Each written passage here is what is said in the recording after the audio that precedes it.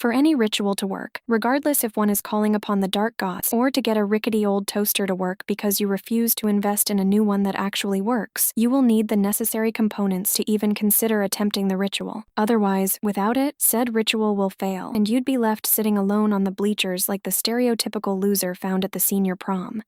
Greetings and welcome back to Checkpoint Gaming, Eldritch Horror. In this episode, we'll be going over game setup along with basic mechanics. With setting up the game, there are a few steps that need to be followed. First, place the game board into the center of the play area. Second, randomize the gate tokens, pile them into a stack, and place the stack face down near the game board. Third, create the clue token pool by placing the clues in a pile, face down, randomize it, and place it within easy reach of the players. And fourth, create item pools for the following tokens and place them near the board: Eldritch, Health, Improvement, Mystery, Rumor, Sanity, and Travel Tickets. With all Mystery, Research Encounter, and Special Encounter cards that aren't connected with the selected Ancient one, they're not to be used. And whenever components are returned to the game box, they're removed from the game unless specifically recalled from the game box. From there, separate the Expedition, Condition, Spell, and Mythos cards from each other and place them near the game board. With the Expedition cards, shuffle them into a single deck, regardless of back, followed by shuffling the Condition and Spell cards into separate decks and place them face up where the name and artwork of the top card is visible. From there, separate all the other cards, except for the Mythos cards, into decks in accordance with the card backs and shuffle each one separately. With each Ancient one, they possess a Mystery deck and a Research deck, while some also possess a Special Encounter deck that is called out as part of their setup effect. Each card can be identified by the illustration that is found on its back that corresponds to an Ancient one.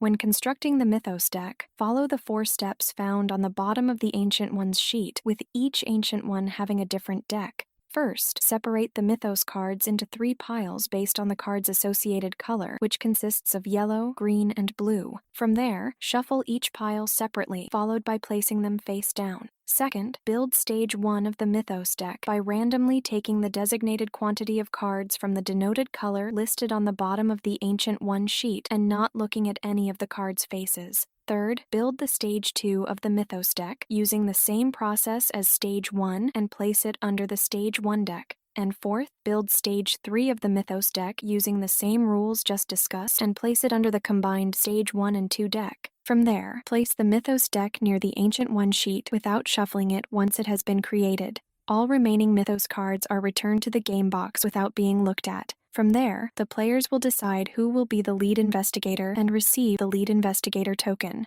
But if they can't decide, then randomly determine who the lead investigator will be. And starting with the lead investigator and moving in a clockwise direction, each player will choose an investigator. After selecting an investigator, the player will take the corresponding investigator sheet and place the matching investigator token on the board at the listed location. With each investigator sheet, it possesses an active ability the investigator can use during the action phase and a passive ability that determines how the investigators interact with the game. It also possesses the investigator's maximum health and sanity, along with their 5 skills, which consists of lore, influence, observation, strength, and will, which represent what they're trained in, with an associated number, which indicates the base number of dice the investigator rolls when resolving a test. With lore, it's represented by an open book, is colored purple, and is typically tested when a spell is cast or when an otherworld encounter is resolved. With influence, it's represented by a handshake, is colored orange, and is typically tested when performing the Acquire Assets action, a general encounters on a city space is resolved, or engaging in a defeated investigator encounter. With observation, it's represented by an open eye, is colored green, and is typically tested when an expedition or research encounter is resolved. With strength, it's represented by a flexing upper body, is colored red, and is typically tested when a combat or expedition encounter is resolved. And with will, it's represented by a head in profile with a brain inside, is colored blue, and is typically tested when a combat or otherworld encounter is resolved. With all of that said, it is possible for an investigator to improve their skills by gaining the related improvement token and placing it next to its skill with the +1 face up. And if they wish to improve a skill that was already improved, then they'll flip said token over so that the +2 side is face up instead. It is worth noting that an investigator is unable to improve a single skill more than twice. If playing with the cities in Ruin, the Dreamlands, and or under the pyramids, some of their effects will reference an investigator's skill value. And since bonuses from possessions and other effects are only applied after the resolving of a test, bonuses can't affect an investigator's skill value. When impaired, the skill's value can't be reduced if doing so causes it to go below 1, thus preventing the selection of an impairment that would result in said outcome. And like improving a skill, impairing a single skill can't be done more than twice. Since the relationship between improvement and impairment tokens negate each other, the investigator will discard both of them if they receive an improvement and impairment token for the same skill. And if a skill has been either improved or impaired twice and it receives a 1 value of the opposite token, then alter the improved or impaired token so that the respective value is showing. Found on the back of each investigator sheet, it lists the investigator's starting location with a reference map, their starting possessions, conditions, effects, and their defeated investigator encounter, which includes their crippled and insane effects. With possessions, they allow the investigators to perform unique actions. Each player then claims their starting possessions along with any assets or spells listed in their sheet by taking the matching card from the respective pile. Though possessions include artifact cards, clue tokens, and travel ticket tokens, they're not part of their starting possessions. And unless a limit is given, an effect can only be used once per given instance when the event was triggered. With spell and condition cards, they are unique due to them possessing hidden information which is found on their back, with the investigator only able to look at the given card's front when they obtain said card. The card also tells the investigator when to flip it, which will have its information found on its back to be immediately resolved. This flipping action also extends to sheets. With that said, don't resolve effects that are triggered by specific events. And if a card or sheet is flipped to its respective front, don't resolve any effects listed there. Since spells and conditions possess hidden information, they're double-sided. With double-sided cards that are of the same type, instead of being identified by a common back, they are identified by the card type found under its name. Decks that possess double-sided cards also remain face-up with the investigators, only looking at the front of the top card of each deck and can't look at their backs until instructed to do so. When drawing a random card from a deck with double-sided cards, do so from the bottom. And when discarded, put the double-sided card into its respective deck and immediately shuffle it with it, then getting cut by another player. It's worth noting that some information is intentionally hidden from the players, which prevents it from being examined unless instructed to do so, and it consists of looking at the back of a double-sided card, seeing the card order, or find specific cards within any given deck, looking at the front of clues and gates that are in their respective pool or stack, and looking at the mythos cards that have been returned to the game box. With non-hidden information, it consists of the back of monster tokens, cards found in the discard piles, information found on the back of the investigator and ancient one sheets, and the information found on the back of the clue tokens found in the discard pile or in possession of an investigator. An investigator also can't have multiple copies of the same spell or condition. With the obtaining of a duplicate spell, for any reason gets discarded, while gaining a duplicate condition sees it not getting obtained. To resolve a spell, the investigator will follow the card description with the effects possibly being triggered by a specific event or performing an action. When resolving a spell, the investigator will resolve the effects found on the front of the card, which can include performing a test and/or flipping the card. With certain conditions, they allow an investigator to perform unique actions as described on the card. And if the condition doesn't list a limit, then it can only be used once per instance when the event was triggered. Some game effects will also instruct the investigator to gain a card with a specific trait, a specific name, from the reserve, a random card, or a clue. With traits, they are identified by their formatting and are found on artifacts, assets, conditions, spells, and mythos cards. They also don't have any inherent effects on their own, where effects might refer to cards that possess a given trait. So basically speaking, traits are signifiers. When obtaining a specific card or a card that possesses a specific trait, the investigator will first search the deck of the given card type to find the first card that matches the condition. But if they can't find it there, then they'll search the discard pile. Once that has been completed, the investigator will reshuffle the deck. If the investigator is to gain a spell or condition due to them gaining a card that has a specific trait, then they'll search the deck for the specified trait and gain the first card that they don't already have. If looking for a specific card and it's found in the reserve, the investigator will pull the card from the reserve instead of searching the deck. But if the investigator can't find the specific card, then the investigator won't gain a card. If taking a card from the reserve, the investigator will take one card of their choice from it that matches the specified trait. If drawing a card at random, do so from a top of the deck that matches the specific card type. If an investigator draws a spell or condition that they already have, then they'll discard said card and draw a replacement, repeating this process until they obtain a card that they don't already have if it's possible for them to do so. With the gaining of general clues, one is randomly taken from the clue pool with it placed near the player's investigator sheet. And when a research encounter card tells the investigator to gain this clue, then they'll gain it from that given space. The player will then take health and sanity tokens equal to their investigator's maximum health and sanity level as listed on the investigator sheet.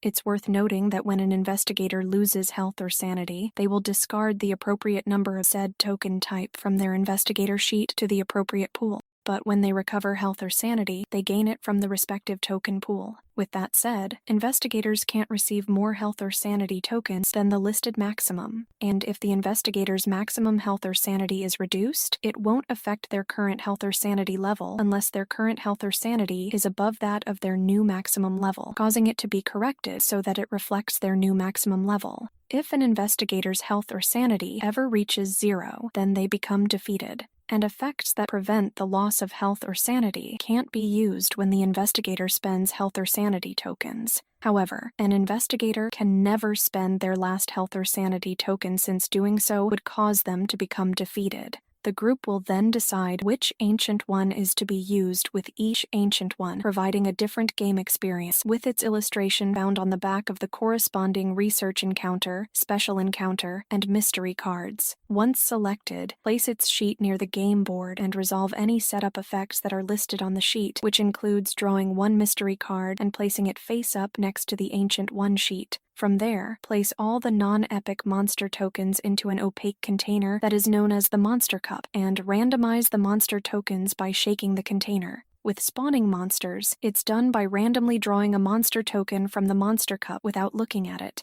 And when they're defeated or discarded, non-epic monsters are returned to the Monster Cup, which is then randomized once again. With the epic monster tokens, they're differentiated from the non-epic monster tokens by their color being red and their lower left corner is clipped. They're also not placed into the Monster Cup during setup. The term monster also applies to both non-epic monsters and epic monsters, while the term non-epic monster only applies to monsters that aren't marked as being epic. With epic monsters, they're spawned through specific effects that call them forth by name, are immune to some effects. They can't be discarded or moved unless effect found on its token, or the component that spawned it indicates otherwise, aren't returned to the Monster Cup when defeated, and can only be defeated when they lose health that is equal to or greater than their toughness, which sees them returned to the game box. There are also cultist monsters where its information isn't found on their back, but under the cultist information section of the Ancient One sheet. Cultist monsters also possess the spawn and reckoning icons on their fronts, which act as reminders to check the Ancient One sheet, which might list a when this monster is spawned or reckoning effect.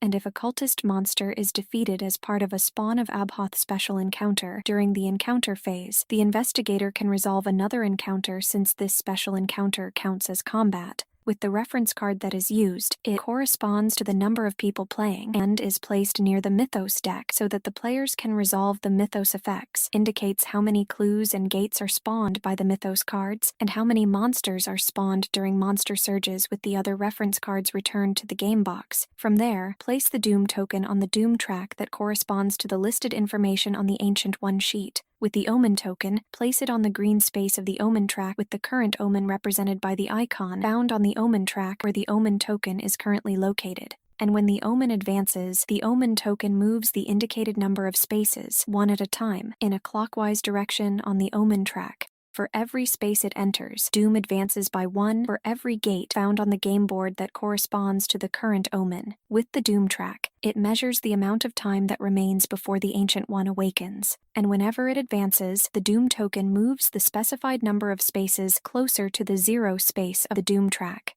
But when it retreats, the Doom token moves the specified number of spaces away from the 0 space. And if Doom ever reaches the zero space, then the Ancient One awakens with Doom no longer being able to retreat, because you know that which the Doom track is preventing from occurring has already happened, meaning that having Doom retreat has become pointless. And if Doom starts the game on a space that contains an Eldritch token that is placed there by the Apocalypse Nigh prelude card, the disaster doesn't occur due to said disaster only being resolved when Doom advances to a space that contains an Eldritch token. So the disaster is only triggered when Doom is advanced to it, not placed on it due to setup. The Ancient One sheet also describes what happens if Doom advances after the Ancient One awakens. If an effect causes Doom to move beyond the zero space, then Doom will advance to zero. The Ancient One awakens, then Doom will continue to advance in accordance with the rules found on the Ancient One's sheet. With the Omen track, it is used to advance Doom. So when the Omen advances, so does Doom for every gate in play that matches the current Omen symbol. If the Omen is already found on the red space and an effect causes it to advance to the red space, then the Omen is to advance as if it wasn't already on the red space.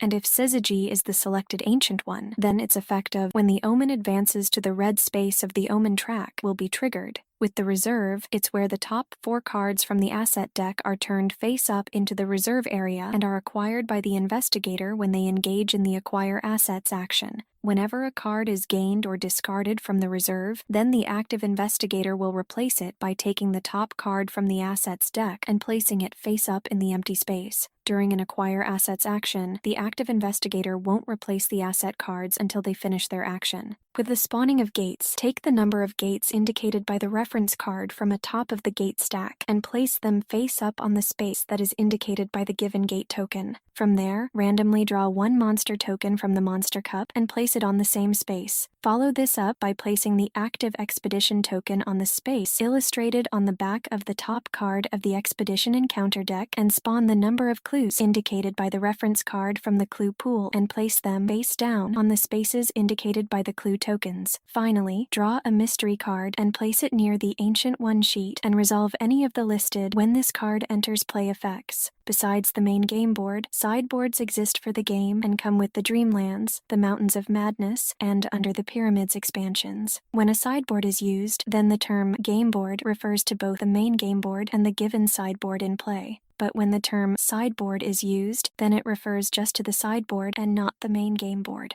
If playing with the Dreamlands expansion, the Dreamlands sideboard is used, which allows the investigators to travel between the conscious world and the land of dreams through what we assume are Einstein-Rosen bridges and allows them to visit fantastical cities and other mysterious locations. And the Dreamlands sideboard is only used when Hypnos is the selected Ancient One or when the Otherworldly Dreams Prelude card is used. When setting up the Dreamlands sideboard, use the following steps. First, place the sideboard near the main board. Second, add the 7 clues and 3 gates that correspond to the sideboard to their respective pools and randomize them. Third, set the following monsters aside from the monster cup: 1 ghoul monster, 1 moonbeast monster, 1 nightgaunt monster, and 1 zoog monster. If any of these monsters are to be returned to the monster cup, set them aside instead. Fourth, separate all Dreamlands and DreamQuest encounter cards into their respective decks. Shuffle them separately, then place each deck near the sideboard. Follow this up by placing the DreamQuest token on the space that corresponds to the top card of the DreamQuest encounter deck. And fifth, reveal gates from the top of the gate stack until 3 are revealed that correspond to spaces that aren't found on the Dreamland sideboard and place the 3 Dream Portal tokens onto these given spaces. With each revealed gate found in the gate stack, leave them revealed and don't randomize the gate stack after spawning the Dream Portals. Once a gate has been revealed, then it remains where it is within the gate stack, unless the effect that causes the gate to be revealed states otherwise. They also aren't randomized, discarded, or otherwise moved in the gate stack. So once a gate within the gate stack is revealed, it remains revealed until it is either removed from the gate stack or the gate stack is randomized.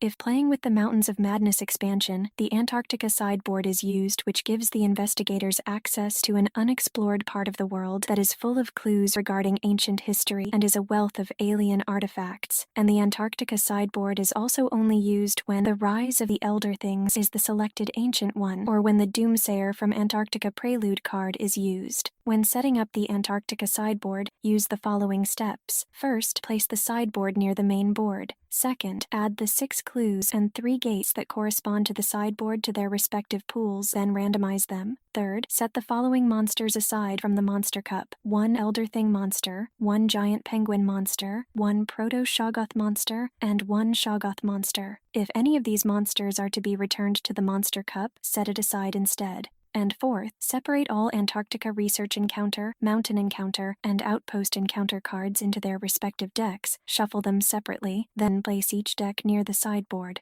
If playing with the Under the Pyramids expansion, the Egypt sideboard is used, which allows the investigators to explore the Great Pyramids, which consists of a bounty of ancient knowledge and relics. And the Egypt sideboard is only used when Nefrenka is the selected ancient one, or when the Under the Pyramids Prelude card is used. When setting up Egypt sideboard, use the following steps. First, place the sideboard near the main board. Second, add the 6 clues and 3 gates that correspond to the sideboard spaces to their respective pools, then randomize them. Third, set the following monsters aside from the monster cup: 1 mummy monster, 1 sand dweller monster, and 1 spawn of seaback monster. If any of these monsters are to be returned to the monster cup, set it aside instead. And fourth, separate all Africa Encounter and Egypt Encounter cards into their respective decks, shuffle them separately, then place each deck near the sideboard. So with that said, that is what you need to know about setup and the basic mechanics of the game. With that taken care of, we can start talking about how to go about playing the game.